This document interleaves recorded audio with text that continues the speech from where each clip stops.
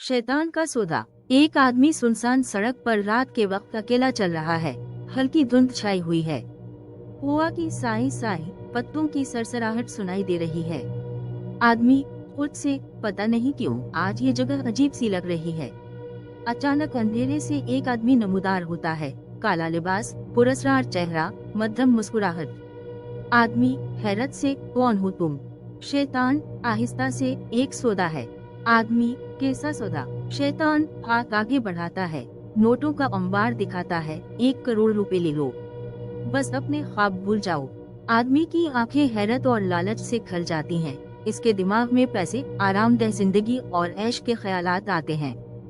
फिर एक लम्हे को उसके माजी की जिद्दोजहद, मेहनत और ख्वाबों की झलक दिखाई देती है। बस मंजर में धड़कनों की आवाज तेज हो जाती है। आदमी गहरे सांस लेता है, फिर गुस्से में नोट फेंक देता है। मैं अपने ख्वाब नहीं बेच सकता। अचानक शैतान धुएं में बदलकर गायब हो जाता है और हवा में एक सरगोशी गूंजती है। अगर ये फैसला आज नहीं किया तो कल जिंदगी खुद तुम्हें इस सौदे पर मजबूर कर देगी। शैतान सिर्फ कब्र के बाद नहीं आता, कभी कभी वो तुम्हारी सोच में भी होता है।